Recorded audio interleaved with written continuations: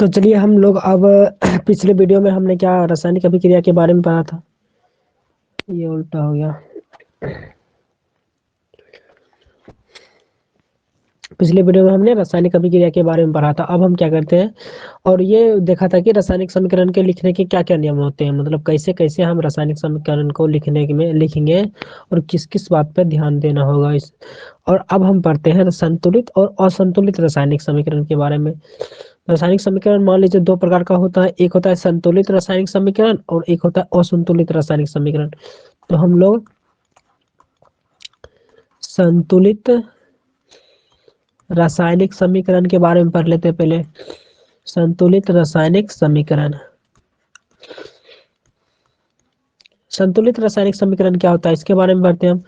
देखो, संतुलित रासायनिक समीकरण वो ऐसा समीकरण होता है जिसमें क्या होता है कि समीकरण के दोनों ओर किसी तत्व का, किसी भी सभी तत्व का मानो, किसी तत्व का क्या हो, परमाणु संख्या बराबर हो। जैसे मान लीजिए अभी हम क्या कहते हैं, H2 ले लेते हैं और Cl2 ले लेते हैं, ये बना देगा HCl। HCl मतलब हाइड्रोक्लोरिक एसिड। देखिए यहाँ पर हाइड्रोजन के कितने परमाणु है, दो परमाणु है हाइड्रोजन के।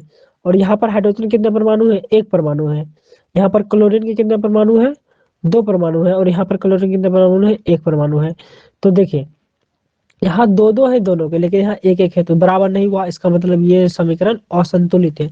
यदि यहाँ पर हमने दो लगा दिया तो ये क्या हो गया, दो परमाणु हो गया, ये भी दो परमाणु हो गया। तो देखिए हाइड्रोजन का भी यहाँ पे दो परमाणु, यहाँ पर भी हाइड्रोजन का दो परमाणु।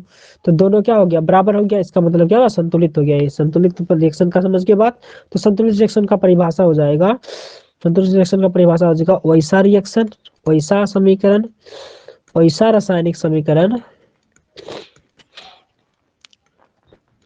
वैसा रासायनिक समीकरण जिसमें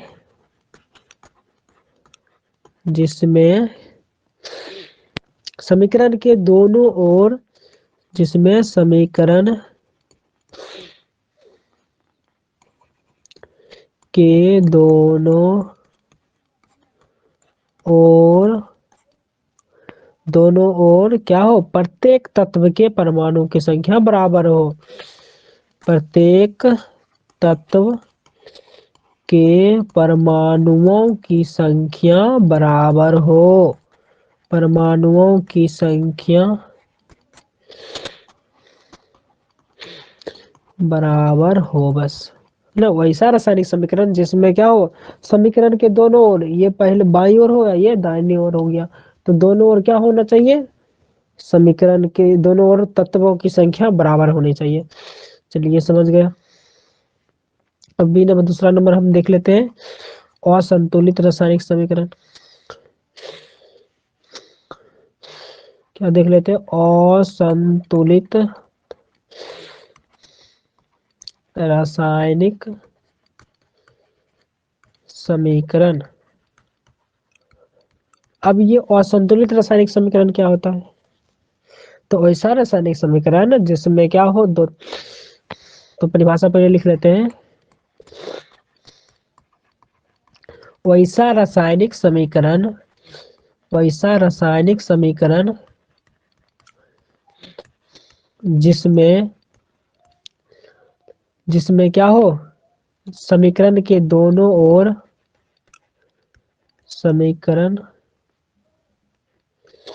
समीकरण के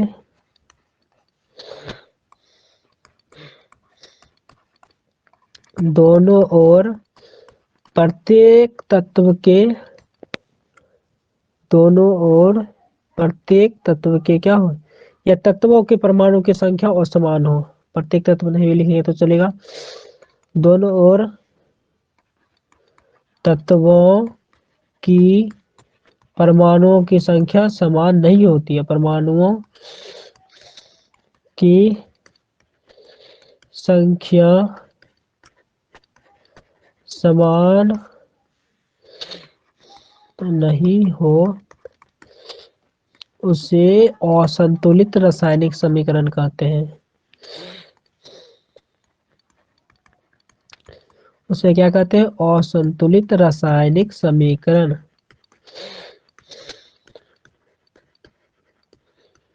कोई प्रॉब्लम नहीं। तो बोल रहा है कि इसमें कोई भी मतलब रासायनिक समीकरण हो, उसमें क्या हो कि दोनों और सभी तत्वों का परमाणु संख्या सभी तत्वों के मतलब सभी तत्वों को बराबर हो जाए तो संतुलित हो जाएगा। यदि सभी तत्व किसी भी तत्वों की परमाणु की संख्या असमान रहेगी, यदि तो क्या हो जाएगा असंतुलित रासायनिक समीकरण। जैसे मान लीजिए H2 है और O2 यानी हाइड्रोजन और ऑक्सीजन के साथ अभिक्रिया करता है तो क्या बनाता है, जल बनाता है। ये क्या हो गया, हाइड्रोजन। आप लोग याद कर लो, ये सब ध्यान में रहना चाहिए कि ये क्या हाइड्रोजन है, ये क्या है ऑक्सीजन। अभिक्रिया कर लिया तो क्या बना दिया, जल बना दिया। तो हाइड्रोजन जब ऑक्सीजन के साथ अभिक्रिया करता है तो जल बना देता है भाई। तो जल बना देता है तो यहाँ पे देखिए हाइड्रोजन कितना है, 2 गो हाइड्रोजन है। यहाँ पर भी 2 गो हाइड्रोजन, यहाँ तो हाइड्रोजन की संख्या तो बराबर है दोनों तरफ ना। तीर के बाई तरफ और दाई तरफ दोनों देखो हाइड्रोजन की संख्या बराबर है, लेकिन ऑक्सीजन की संख्या आप नजर डालो तो ऑक्सीजन यहाँ पे 2 है, यहाँ पर 1 है। तो ऑक्सीजन की संख्या बराबर है नहीं ना, बराबर है। तो ये क्या हो गया, असंतुलित रासायनिक समीकरण हो गया। ये कैसा समीकरण हो गया, असंतुलित रासायनिक समीकरण। कोई प्रॉब्लम नहीं ना, तो चलिए यदि प्रॉब्लम है तो कमेंट बॉक्स में पूछ सकते हैं हमसे आप। चलिए अब बात करते हैं हम कि देखिए हमको किसी भी रासायनिक समीकरण का प्रॉपर जानकारी के लिए हमें कैसा रासायनिक समीकरण चाहिए, हमें संतुलित रासायनिक समीकरण चाहिए ना। यदि किसी भी हम रासायनिक समीकरण लिखते क्यों हैं, ताकि हमको किसी भी रासायनिक अभिक्रिया का सही सही जानकारी मिल सके ना, सही सही जानकारी मिल सके।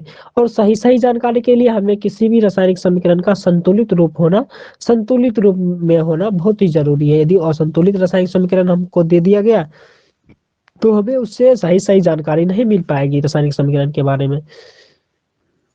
क्लियर है मेरा बात। तो चलिए हम रासायनिक समीकरण को संतुलित करने के कुछ नियम जान लेते हैं। तो रासायनिक समीकरण के संतुलित करना करते हैं तो किस आधार पे करते हैं, तो एक नियम बताया गया है कि सामान्य रासायनिक अभिक्रिया में क्या होता है, पदार्थ का ना तो निर्माण होता है ना ही नाश होता है। ऐसा मतलब कहा गया है, मतलब पदार्थ का ना तो निर्माण होगा ना तो नाश होगा। ऐसा बात कहा गया है। इसलिए जब ना तो निर्माण होगा ना तो नाश होगा तो फिर पदार्थ का क्या रहेगा, परमाणु की संख्या भी बराबर रहेगी और उसमें द्रव्यमान भी बराबर रहेगा ना। उसका मतलब मान लीजिए आपने किसी चीज का 10 kg ले लिया तो और उस रिएक्शन में डाल दिया तो वो चीज रिएक्शन के बाद भी क्या होगा, 10 kg ही रहेगा। चाहे हो सकता है 5 kg इसके साथ चला जाए, किसी और यौगिक के साथ चला जाए, और 5 kg किसी और यौगिक के चला, हो सकता है 8 kg किसी और यौगिक के चला जाए, किसी और यौगिक के साथ चला जाए उस तत्व का, और 2 kg किसी और यौगिक के साथ, लेकिन वो तो रहेगा 10 kg ही। ऐसा मतलब कहा गया है। सिंपल है बात। चलिए अब हम जान लेते हैं रासायनिक समीकरण के लिखने मतलब संतुलित कैसे करना है रासायनिक समीकरण को।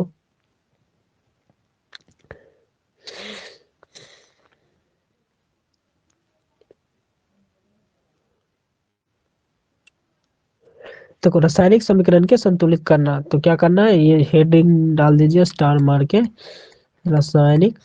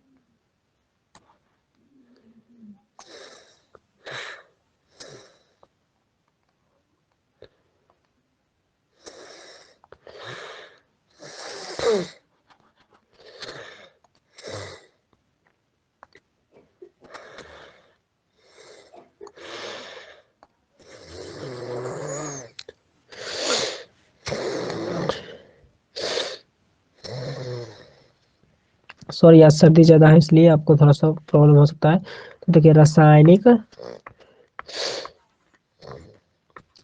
समीकरण को संतुलित करना, रासायनिक समीकरण को संतुलित कैसे करते हैं, तो देखिए रासायनिक समीकरण को संतुलित करने के लिए एक हम सरल विधि का उपयोग करते हैं जिसका नाम है अनुमान द्वारा संतुलन विधियां, इंग्लिश में बोले तो balancing by heat and trial method. तो रासायनिक समीकरण के लिखने का है तो लिखना है रासायनिक समीकरणों को संतुलित करने के लिए, रासायनिक समीकरणों को संतुलित करने के लिए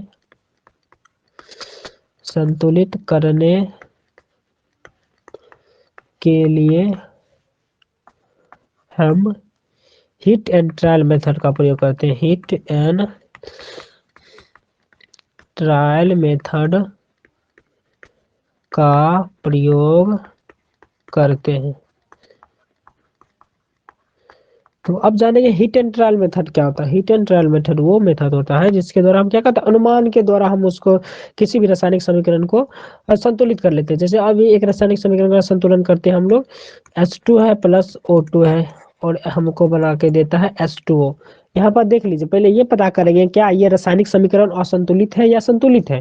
देखिए यहाँ पर पहले क्या कर लीजिए, हाइड्रोजन का ले लेते हैं, हाइड्रोजन। तो इसका एक तरफ ले लेते हैं बाई तरफ और एक तरफ ले लेते हैं दाई तरफ। देखिए बाई तरफ में हाइड्रोजन कितना है, हाइड्रोजन बाई तरफ में कितना है भाई, बाई तरफ में हाइड्रोजन है 2 को और दाई तरफ में हाइड्रोजन भी 2 को। तो हाइड्रोजन का काम तो ठीक से चल रहा है, ये बराबर है एकदम। तो हम अब ऑक्सीजन की बात कर लेते हैं। तो ऑक्सीजन बाई तरफ है 2 को और दाई तरफ है 1। सिंपल है बात।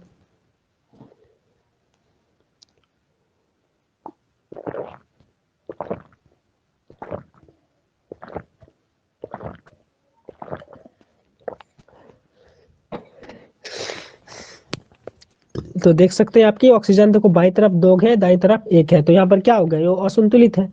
असंतुलित है तो इसे हम संतुलित करना पड़ेगा। संतुलित करने के लिए हमको इससे इसमें इस ऑक्सीजन को क्या करना पड़ेगा, 2 से गुना करना पड़ेगा ना। देखिए यदि हम इसको 2 से गुना करेंगे, एक बात ध्यान रखना कि हम गुना सिर्फ यही कर सकते हैं, यहीं पर कर सकते हैं गुना, हम इधर नहीं कर सकते गुना। समझ में आया। तो हमको ऑक्सीजन इधर दाई तरफ 2 करना है, तो हमको पता चल गया। तो 2 करना है तो इधर 2 से गुना कर देंगे हम। अब देखिए 2 से हमने ऑक्सीजन के लिए गुना किया पूरे जो इसमें यौगिक में, यानी H2O के पीछे 2 लगा दिए, 2 लगा दिए तो क्या हाइड्रोजन भी तो 2 गुना हो गया, यानी हाइड्रोजन कितना हो गया, 4 हो गया यहाँ अब। तो 4 हाइड्रोजन हो गया। तो ऑक्सीजन यहाँ पर 2 से करना पड़ेगा तब ना 4 हो जाएगा है ना। कहा कि हाइड्रोजन यहाँ पर 4 हो गया तो इसको भी 4 करना पड़ेगा। सिंपल। चलिए अब हम दूसरा रासायनिक समीकरण में देख लेते हैं। एक देखिए एक रासायनिक समीकरण है Mg+HCl। इसका हम रासायनिक समीकरण करें, रासायनिक करके MgCl2+H3। MgHCl का ना, राइट, Mg+HCl ये बना देगा MgCl2 मैग्नीशियम क्लोराइड ना। इसके बाद इसका H2 सॉरी। देखिए यहाँ पर Mg का कितना परमाणु है, Mg का परमाणु पहले Mg का देख लेते हैं। यहाँ पर एक है, यहाँ पर एक है, Mg तो ठीक है भाई। क्लोरीन, क्लोरीन देखो यहाँ पर क्लोरीन एक है ना, Cl सिर्फ एक ही है। Cl का देखो तो क्या Cl एक है, Cl2 हो जाएगा तो 2 हो जाएगा Cl, इसमें 2 Cl है। समझ गए बात ना। चलिए उसके बाद देखो यहाँ पर Cl एक है, यहाँ पर Cl 2 है। यहाँ पर देखो हाइड्रोजन, हाइड्रोजन यहाँ पर एक है, हाइड्रोजन यहाँ पे 2 है। तो देखिए यहाँ पर Mg तो बैलेंस है, बैलेंस्ड है। Mg क्या है, बैलेंस्ड है।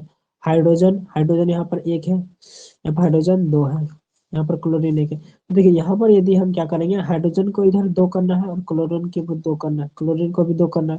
यहाँ पर दोनों 2 2 है तो क्या करेंगे, सिंपल 2 से यहाँ पर गुना कर देंगे। देखिए यहाँ पर हाइड्रोजन भी 2 हो गया और क्लोरीन भी 2 हो गया। यहाँ पर देखिए दोनों अब बैलेंस हो गया पूरा।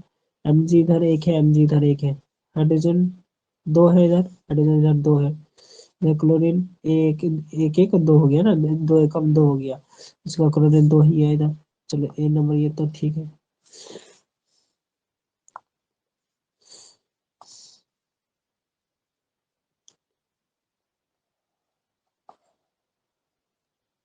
चलिए देखिए अब दूसरा नंबर रिएक्शन देख लेते हैं।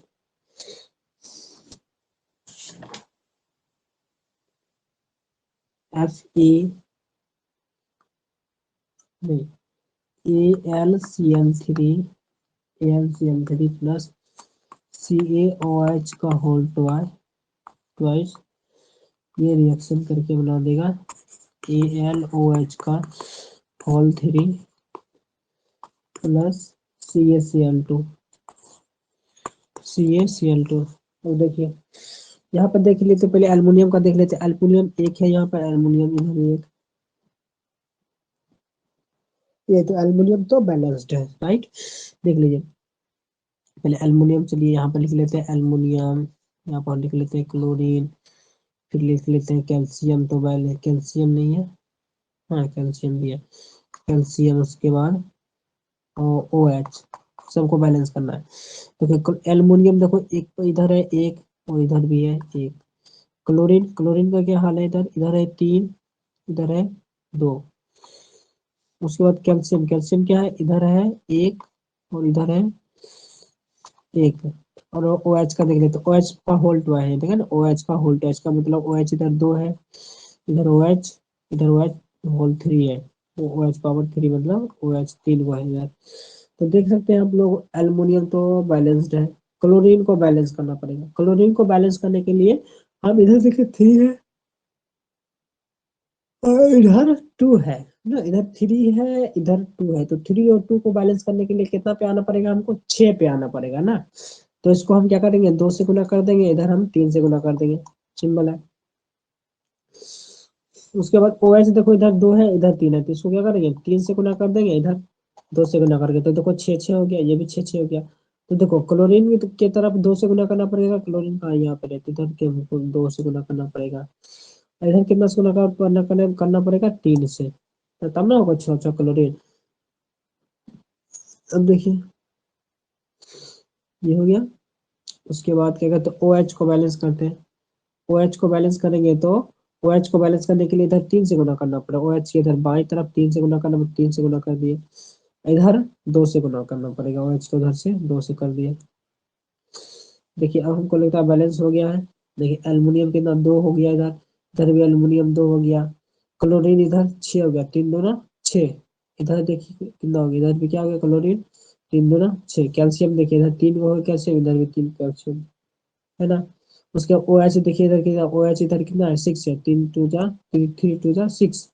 उसके बाद इधर देखिए कितना हो गया कैल्शियम, OH भी 3 दूना 6, सिंपल है। चलिए ठीक है अब दूसरा रिएक्शन देख लेते हैं, ये बैलेंस हो गया। दूसरा रिएक्शन है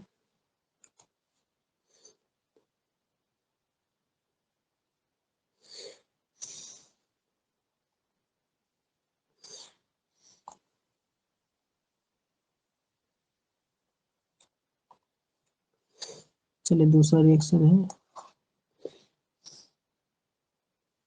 FeS2O, Fe प्लस H2O, ये रिएक्शन करके बनाता है Fe3O4, Fe3O4 plus H2, simple है। तो देख लेते हैं Fe का क्या हाल है, इधर Fe इधर 1 है इधर 3 है। उसके बाद हाइड्रोजन का क्या हाल है, हाइड्रोजन इधर 2 है, इधर हाइड्रोजन कितना है, इधर 2 है। ऑक्सीजन, ऑक्सीजन बाई तरफ कितना है 1 है, इधर कितना है 4 है, सिंपल। चलिए देखिए Fe इधर 1 है इधर 3 है, हाइड्रोजन तो बैलेंस्ड है, ऑक्सीजन इधर 1 है, तो क्या करेंगे ऑक्सीजन को इधर 4 करना पड़ेगा हमको। ऑक्सीजन को यदि हम 4 करेंगे ना, इधर हमको क्या करना पड़ेगा ऑक्सीजन को 4 करना पड़ेगा, ऑक्सीजन 4 करने के लिए यहाँ पर हमको 4 से मल्टीप्लाई करना पड़ेगा, 4 गुना हर वक्त तुम इधर ही कर सकते हो, इधर मत करना, समझ आया। ये तत्व के या यौगिक के बस पीछे में हम लगा सकते हैं, सिंपल है। 4 से गुना कर दिए, इसको क्या कर दिया हम 4 से गुना कर दिए, 4 से गुना कर दिए तो इधर कितना हो गया, ये हाइड्रोजन भी कितना हो गया 8 हो गया, हाइड्रोजन भी इधर इधर कितना 4 से गुना के 4 गुना 8, तो इधर इधर भी 8 बनाना पड़ेगा, तो इसलिए इधर से भी 4 से गुना कर दिए। कोई प्रॉब्लम नहीं ना?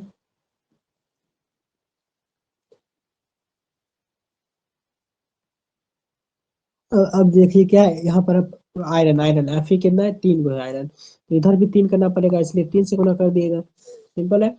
अब देखिए सब कुछ बैलेंस हो गया हमको लगता है ना, इधर से इधर यहाँ पर 3 से गुना किया, यहाँ पे 4 से गुना किया और कुछ नहीं किया, और यहाँ पर से यहाँ पर 4 से गुना किया, ये भी हो गया बैलेंस।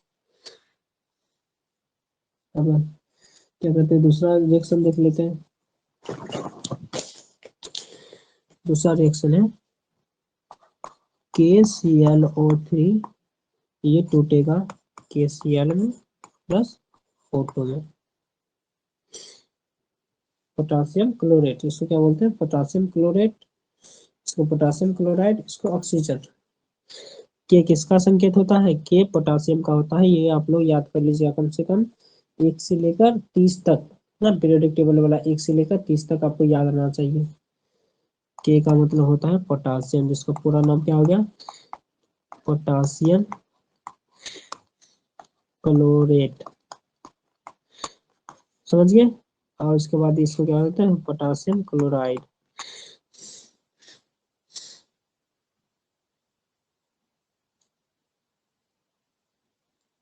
चलिए ठीक है, पोटासियम क्लोराइड,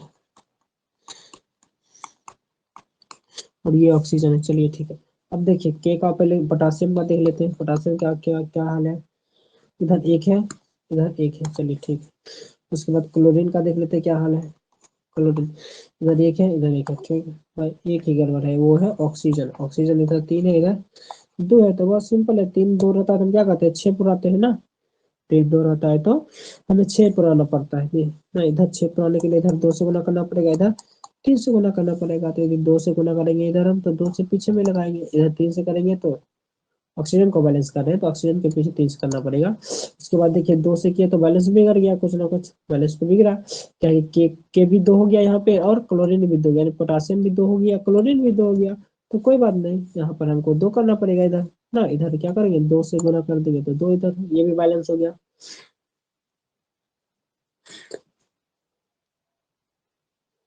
समझ गए। अब एक और रासायनिक समीकरण देख लेते हैं। एक रासायनिक समीकरण देख लेते हैं, एल्युमिनियम जब क्या करता है, सल्फ्यूरिक एसिड के साथ रिएक्शन करता है तो क्या बना देता है, एल्युमिनियम डाइसल्फेट, एल्युमिनियम सल्फेट बनाता है ना, Al2SO4 whole 3 power plus S2। Simple है ये बात। उसके बाद देखो एल्युमिनियम इधर कितना है, एल्युमिनियम का देख लेते हैं क्या चक्कर है। एल्युमिनियम इधर 1 है, तो इधर कितना है, एल्युमिनियम 2 है, राइट। उसके बाद हम हाइड्रोजन का देख लेते हैं, इधर 2 है, इधर भी 2 है। उसके बाद SO4 का देख लेते हैं। SO4 का देखिएगा तो इधर है एक SO4 है ना, एक SO4 है यहाँ पे देख लीजिए, और यहाँ पर कितना SO4, 3 है। तो देखिए सब कुछ बैलेंस है, नहीं है सब कुछ बैलेंस, ये पे अनबैलेंस्ड रिएक्शन है, अनबैलेंस्ड रिएक्शन मीन्स असंतुलित रिएक्शन, असंतुलित अभिक्रिया। तो यहाँ देखिए 1 है, तो 1 है तो यहाँ पे इसको कितना करना पड़ेगा, 2 करना पड़ेगा हमको, 2 से मल्टीप्लाई, चलो ठीक है। इधर क्या है, हाइड्रोजन 2 है, इधर 2, ठीक है। SO4 को पहले देख लेते हैं, SO4 बड़ी है तो सबसे पहले SO4 देख लेते हैं। 1, इधर 1 है तो इधर 3 करना पड़ेगा, 3 करना पड़ेगा तो 3 से गुना करना पड़ेगा, इधर यहाँ पे 3 से गुना कर दिए, कोई बात नहीं, 3 से गुना करिए तो 3 से गुना कर दिए। देखिए हाइड्रोजन कितना हो गया, 6 हो गया, तो 6 हो गया तो इधर भी 6 करना पड़ेगा, यानी 3 से इधर गुना कर दिए ना, सिंपल है। उसके बाद देखिए इधर एल्यूमिनियम 2 है, तो इधर एल्यूमिनियम 2 करने के लिए 2 से गुना कर दिए। अब देखिए क्या हो गया, 3SO4 इधर, इधर भी 3SO4, एल्यूमिनियम इधर 2, एल्यूमिनियम इधर 2, हाइड्रोजन इधर 6, हाइड्रोजन इधर 6, सिंपल है, कोई प्रॉब्लम नहीं ना।